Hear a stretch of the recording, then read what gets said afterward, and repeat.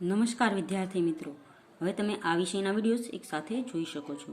તેના માટે વિડીયો નીચે મારી ચેનલનું નામ છે, તો ચેનલમાં જઈ પ્લેલિસ્ટમાં જશો તો આ વિષયના વિડીયોઝ એક સાથે જોઈ શકશો. તો બાળકો, આજના વિડીયોમાં આપણે શીખીશું ગુજરાતી ધોરણ 7 દ્વિતીય સત્રનું પુનરાવર્તન 3. પુનરાવર્તન યાની કે રિવિઝન. રિવિઝન એટલે રિવિઝન, વિઝન એટલે જોવું, રી એટલે કે ફરીવાર જોવું. તો આપણે જે પાઠો અત્યાર સુધીમાં શીખી ગયા છે એનું તે આપણે ફરીવાર બધા પાઠોના પ્રશ્નોના જવાબ જોવાના છે. રિવિઝન કરવાથી આપણું છે તે યાદશક્તિ વધે છે અને એકવાર વાંચેલું બીજી વાર વાંચીએ તો યાદ પણ રહી જાય છે. તો સૌથી પહેલું છે કૃતિ અને કર્તાના બંધ બેસતા જોડકા જોડો. તો સૌથી પહેલું છે ભમીએ ગુજરાતે દક્ષિણ ભણે, તો તેના કર્તા છે ચંચી મહેતા. પછી બીજું છે અખબારી નોંધ, તો તેના છે કર્તા ડૉક્ટર ચંદ્રકાંત મહેતા. પછી 3 નંબર છે ગ્રામ માતા, તો તેના છે ક્લાપી. પછી છે હાઈસ્કૂલમાં, તો હાઈસ્કૂલમાંના લેખક છે ગાંધીજી.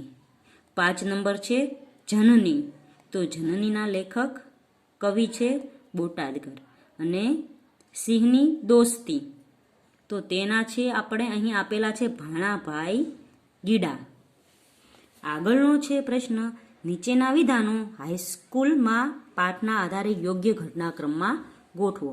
તો અહીં વિધાનો આપ્યા છે તેને યોગ્ય ઘટનાક્રમ પ્રમાણે ગોઠવવાના છે કે જે પાઠમાં પહેલા આવે તે પહેલો નંબર. તો અહીં પહેલો નંબર થશે 2 નંબરનો, મારું દુઃખ ન હતું પણ હું દંડને પાત્ર ગણાયો, એ મહાદુઃખ હતું. પછી 2 નંબરનું થશે પિતાજીની સેવાને કરવાને ખાતર કસરતની માફી મળવી જોઈએ એવી વિનંતી કરી. પછી 3 નંબરનું થશે ભૂમિતિના શિક્ષક સમજાવવામાં સારા હતા પણ મને કઈ ગેળ જ ન બેસે. પછી 4 નંબરનું વાક્ય થશે હું શરમાયો, શિક્ષકના પ્રેમની અવગણના ન કરી શક્યો. અને 5 નંબરનું વાક્ય થશે જે એક ભાષાને શાસ્ત્રીય પદ્ધતિથી શીખે છે તેને બીજી ભાષાનું જ્ઞાન સુલભ થઈ પડે છે. પછીનો પ્રશ્ન છે નીચેના પ્રશ્નના ઉત્તર લખો. તો પહેલો પ્રશ્ન છે અખબારી નોંધ લખતી વખતે યાદ રાખવાના 5 W અને H એટલે શું? તો તેનો જવાબ છે 5 W માંનું પહેલું W એટલે કે શું, વોટ. બીજું ક્યાં, વેર. ત્રીજું શા માટે, વાય. ચોથું ક્યારે, વેન. પાંચમું કોણે, કોની, વુ. અને છઠ્ઠું છે કેવી રીતે, હાવ. બીજો પ્રશ્ન છે માતાના કાળજામાં કયા કયા અરમાનો હોય છે? તો માતાના કાળજામાં સંતાનને સુખી કરવા અંગેના અરમાનો હોય છે. ત્રીજો પ્રશ્ન છે નઠારા અક્ષર એ અધૂરી કેળવણીની નિશાની છે. આ વાગ્વિધાન કોણે લખ્યું છે? સમજાવો. તો આ વિધાન ગાંધીજીએ લખેલું છે.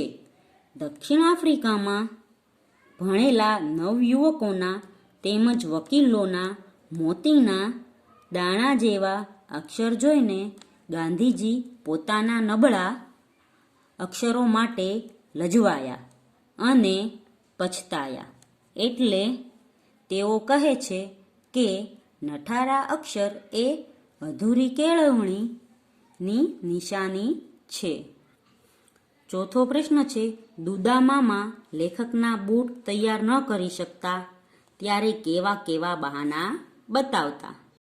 તો તેનો જવાબ છે પહેલું બહાનું બતાવે છે કે પહેલી વાર જાત્રાનું બહાનું કાઢ્યું, પછી બીજી વાર કરીમભાઈના ભજનોની વાત કાઢીને બૂટની વાત ભૂલાવવાનો પ્રયત્ન કર્યો, ત્રીજી વાર બૂટ લાલ કરવા છે કે કાળા એવું બહાનું કાઢ્યું, ચોથી વાર બૂટ 2 દિવસ ઓઠામાં રાખવા પડશે એમ કહ્યું, પાંચમી વખત એ બૂટ બીજાને અપાઈ ગયાનું બહાનું કાઢ્યું.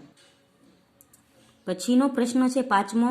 વૃદ્ધાએ બીજો રસનો પ્યાલો ભરવા ફરી ફરી કાતળી કાપી છતાં પ્યાલો ન ભરાયો, શા માટે? તો વૃદ્ધાએ બીજો પ્યાલો ભરવા ફરી ફરી કાતળી કાપી છતાં પ્યાલો ન ભરાયો, કારણ કે પૃથ્વી રસહીન થઈ ગઈ હતી અને રાજા નિર્દય થયો હતો. પછીનો પ્રશ્ન છે તમારી શાળામાંથી થયેલા પ્રવાસની અખબારી નોંધ તૈયાર કરી સ્થાનિક અખબારના તંત્રીને પ્રકાશિત કરવા વિનંતી પત્ર લખો. તો આપણી શાળામાં જે પ્રવાસ ગયો હતો તેની અખબારી નોંધ લખવા માટે આપણે વિનંતી પત્ર લખવાનો છે. તો પત્રમાં સૌથી પહેલા તારીખ લખવાની છે કે જે દિવસે આપણે પત્ર લખેલો છે તે. પછી લખવાનું છે માનનીય તંત્રીશ્રી, પછી તે દૈનિકનું નામ લોક સેવા દૈનિક, પાવન ચોકડી, મકતુપુર રોડ, ગોલવાડ, આનંદપુર. પછી લખવાનું છે આ સાથે મોકલેલ અખબાર નોંધ આપના લોકપ્રિય દૈનિકમાં પ્રકાશિત કરી આભારી કરશો જી. પછી છે બીડાણ, તો બીડાણમાં આપણે અખબારી નોંધ એવું લખવાનું છે અને પછી આપણું નામ લખવાનું છે, આપણું વિશ્વાસુ રાજેશ પટેલ. પછી છે સ્થાનિક સમાચારમાં છાપવાની અખબારી નોંધ, તો તેમાં લખવાનું છે પ્રવાસ, પાવન ચોકડી આનંદપુરમાં આવેલા ગણેશ વિદ્યાલયના 40 બાળકો આબુ અંબાજી જેવા સુંદર સ્થળોનો પ્રવાસ કરીને પાછા આવી ગયા છે. કેટલાક વિદ્યાર્થીઓએ ટ્રેકિંગનો લાભ પણ લીધો હતો. તો બાળકો, આજના વિડીયોમાં આપણે 4 પ્રશ્નો શીખ્યા. આવતા વિડીયોમાં અહીંથી આગળના પ્રશ્નો શીખીશું. ત્યાં સુધી ગુડ બાય, ટેક કેર.